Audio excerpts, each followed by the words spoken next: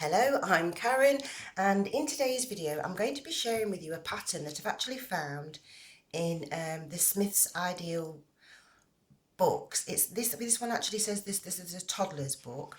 If we look on the back, they actually do a baby's woolies version. And if I just show you on my little tablet, I've actually managed to get, oh sorry about the reflection there, I've actually got the baby's woolies version online. Okay, so because it's hard to see because of the reflection, I wrote that down, but this is the actual pattern. Sorry about the light, it's the sunshine and everything keeps popping out. This is the actual cardigan that I've made from it so far. I haven't put any buttons or anything on it because I wanted you to see it just in its plain and simple way. I've made the top like I have done on the other cardigans, only this time, rather than sewing, crocheting into the top of each stitch, I've actually gone in between each stitch to make this pattern across the top. And I've used my square version of the shoulders to give it a better effect because I've just done short sleeves on it.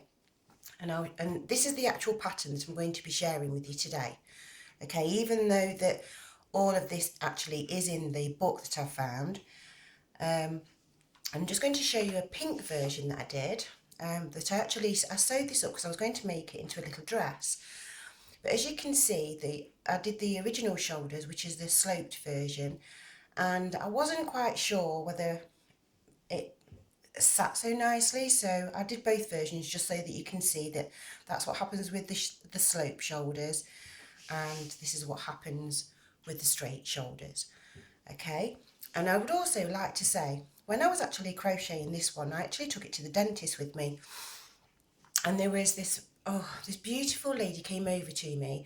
I'm not sure which country she was from. I believe that she was an Indian lady, by the way that she was dressed, and she came over to me and she couldn't speak any English, and I've said to you before, I only speak English, but her lovely little granddaughter, she was only 11 years old, she translated for us, and we had an absolutely fantastic conversation, and it was really lovely.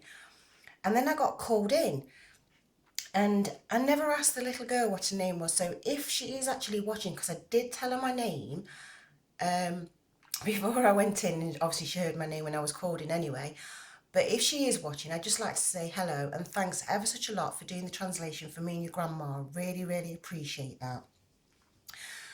Anyway, now today, for this particular pattern at the bottom, I'm using, this is some of the yarn that I've got left over from when I was doing my things. This is Aldi's yarn, and this is a sparkly white one. I'm going to be using a number 4 crochet hook, which is a G6 in the US. And like I said, I'm just going to share with you just how to do the pattern at the bottom. Okay, and this pattern actually was written in 1931, and it's an Australian pattern. I'm saying the actual cardigan is by this lady. Her name's Dora E Smith, because the cardigan, it was called a long jacket actually in the original version, and and she just called it Dora because obviously she wrote it. So I wanted to share that because, like I said to you before on my other cardigan videos, I actually was, when I first started making my cardigans, I was working from a different design. It wasn't this design. This is older than the design I was working with. But it's just to prove that this cardigan pattern is actually a lot older than people say it is. And anybody else that's after 1931 that says that they wrote it, they didn't, because these are clearly copyrighted. So I'm just sharing that. Because obviously when I did my version, I was sharing how I did the alterations to the shoulders and whatnot. So anyway, without further ado, sorry about that. Right, we're going to begin with a slip knot, and let me just push everything out of my way so I feel like I've got some room. I'm just doing a sample, so we're going to chain 21. That's 1, 2, 3, 4, 5, 6, 7, 8, 9, 10,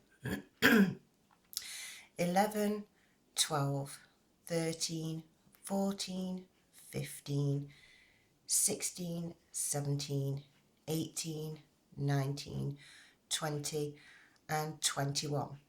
Now I'm just going to let you know that if you was actually doing this at the bottom of your cardigan, if you'd done the top section, you would actually do a chain of 3 as you're working up. So what we're going to do is the first chain of 3 on our chain here, we're going to skip that. So that's 1, 2, 3. So into the 4th chain, we're going to work 3 double crochet if you're in America, and if you're in the UK, and apparently in Australia too, it's actually a treble crochet. So that's 1, 2 and 3. Now the reason why we do 3 in the very end, at the beginning of each row, is to give that a nice straight edge for you to be able to either sew a hem or sew it up so that you can make a dress. Okay. Then we're going to skip a chain, and into the next chain we're going to work a single crochet if you're in America, or that one's a double crochet if you're in the UK. Now we're going to chain 3, 1, 2, 3, and into the next chain we're going to work 5 double or 5 treble depending which country you're in. So that's 1, 2, 3. I'm sorry, my yarn's getting tangled in my finger there. 3, 4 and 5. And then we're going to skip 1 and single crochet into the next. I'm sorry, I'm going to carry on using the American terms because I learned all the names of the crochet stitches from YouTube. So, and obviously when I was learning, 1, 2, 3, when I was learning, it was mostly Americans that actually did the patterns on YouTube. So that's 1, 2,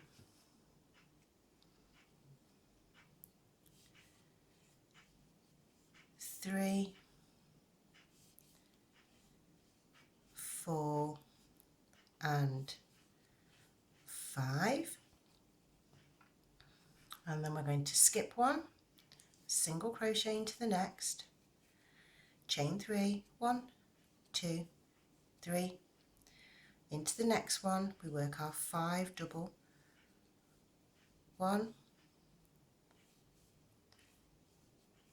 2, 3, 4 and 5. And so this is a repetitive pattern, but it's not really, we're going to skip 1, single crochet, it's not really until we actually get to row 3, 1, 2, 3, that it begins to get its true effect. So don't worry at the beginning when you start off looking at the end. I'll show you what it looks like. So don't worry that it seems very wobbly and looks very strange. So Dora had obviously she must have, I don't know, I'm assuming that she also did little samples first before she tried out the pattern on her cardigan, to be able to create this effect, because I say, because you don't realise it actually has the effect until row 3. It was advanced planning there, definitely. And it is, it's very, very beautiful. And I skipped 1 and I'm doing my single crochet, chain 3, 1, 2, 3, into the next one we're going to do the 5 double or 5 treble, 1, 2,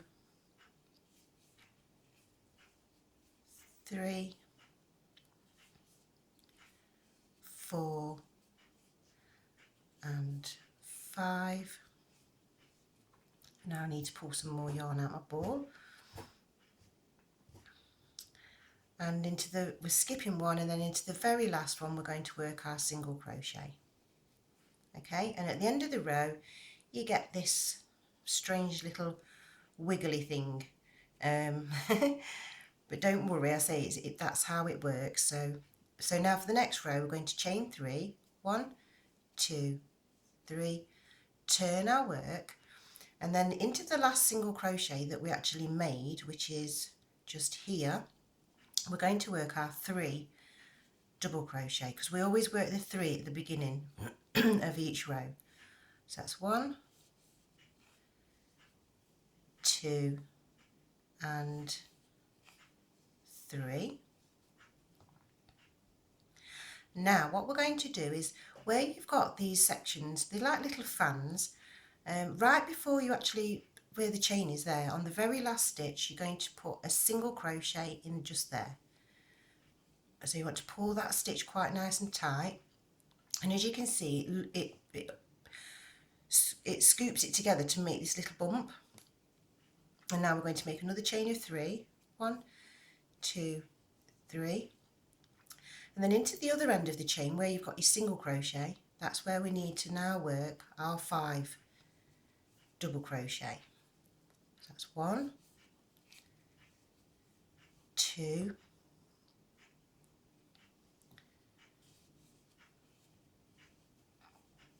3, oops, 4 and 5.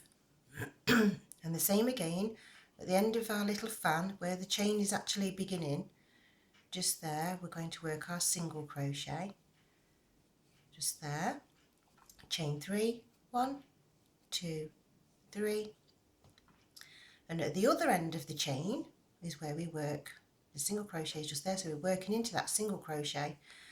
We're going to do our 5, so that's 1, 2, 3, 4 and 5.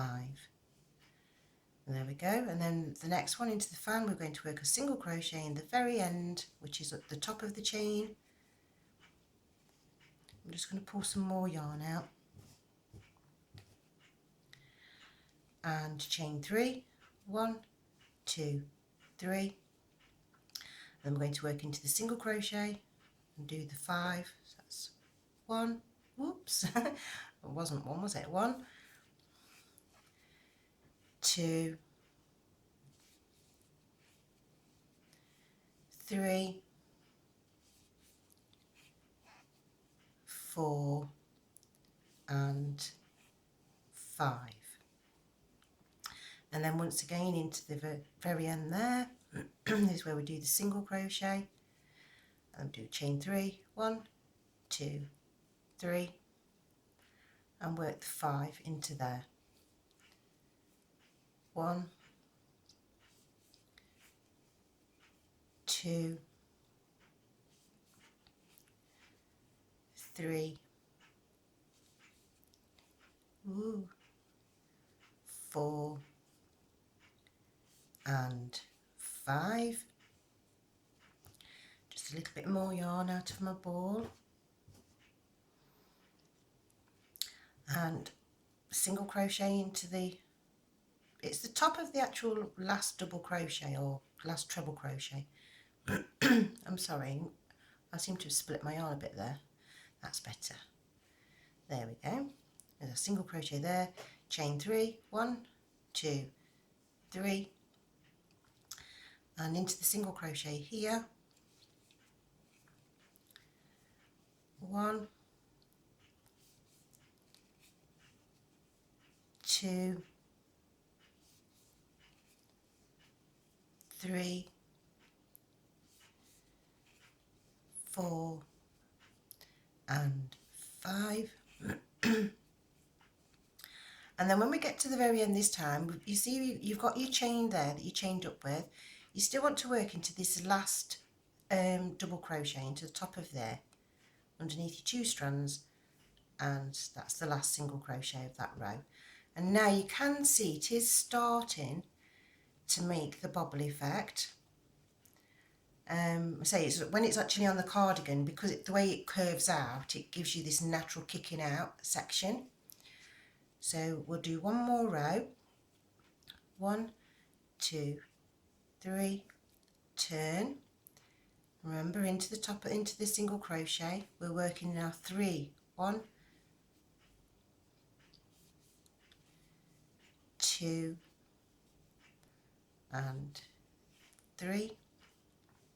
I'm just going to single crochet that to the end there, and then I'll show you that it's, even though it still has got that little bit of a wave, it's actually a much straighter edge than if you did 5 at the end. If I show you on this one here, what I did 5 at the very ends of the actual sleeves of this, because I actually haven't sewn these sleeves. If you look there, that was the underneath of my cardigan. Now I didn't actually sew the sleeves together on this one because I wanted it to be, I liked the sort of the floppy effect of it. So I did 5 on the end there. Just thought I'd just share that, you know, I'm very random. Sorry, for those that are following me along, they think, what is she doing? Right, so chain 3, 1, 2, 3, and now we can see the single crochet there. So we need to work our 5 into there. 1, 2, 3, 4 and 5. And also from row 3, you can start to see the effect that you're getting with the actual chains. If I show you here, I put my hand through, the chains form. They look like, if you turn them this way, they do look like lots of V's all in a row. Yeah, and if you have it that way around, it's just a beautiful little effect, and I just thought it is so beautiful. And I was so happy when I found the original pattern, because I was like, oh, this one's older than the one that I was originally working with. It's like I now have proof that of the pattern that's older, and it was just so exciting because, like I said, I was very disappointed when I was working on the cardigan all those years ago, and I'd given it to the editor so that she could check my work, because in the early days I was trying to write patterns, I suppose the same that everybody else was doing, in the same style, and since then I found my own style of writing patterns as well. So and I was just so disappointed when they shared it without all of the pretty little things that I'd done, and without the collar, and because the very original one also has the collar on it. 1, 2, 3 and in my version I did the very first one that I actually did the granny, you know, the granny square stitch, that like where you just do a group of 3.